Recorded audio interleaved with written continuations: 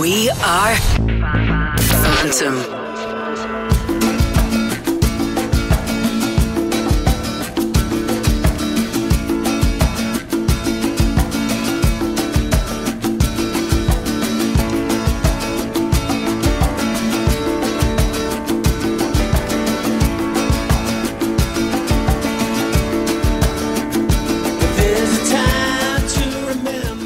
Going obviously for a good few years now. You started off, well, presumably you might have been in other bands before that, but my first recollection of you is as the drummer in the Jesus and Mary chain, and then you went on to make the first Primal Scream album, the second Primal Scream album, and then I remember reading something about you where somebody had a go at you in the rock press or somebody else, and you turned around and said something that's always stuck in my mind, which was something that, like, I don't care what people say, we're just going to concentrate on our songwriting and we're going to blow them away with our songwriting. Yeah. That's clearly something you still believe in. Yeah, I just want to always try and get better at what we do, and you know, I think there's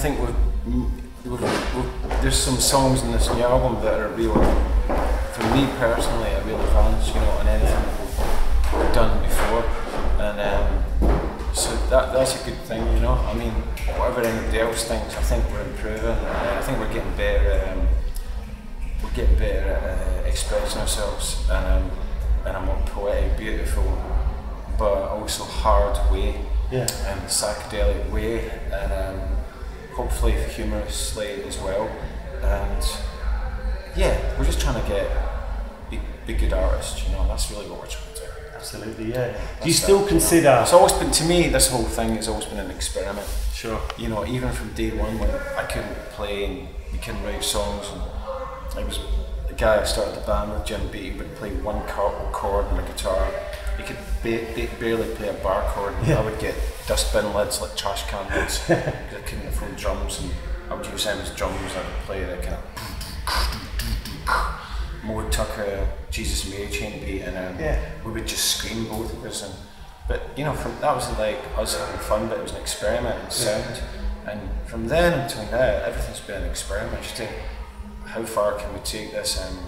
Because we're just getting urgent. Basically, we get a creative urge inside that needs to be satisfied, and even when I didn't know that that's what it was, we obviously had it, but I didn't come from an art background or a university background. Came from, you know, a pretty uneducated kind of background, so we didn't know how to frame that culturally or whatever, you know. We were just kind of teenage kids trying to make noise, you know, punks, but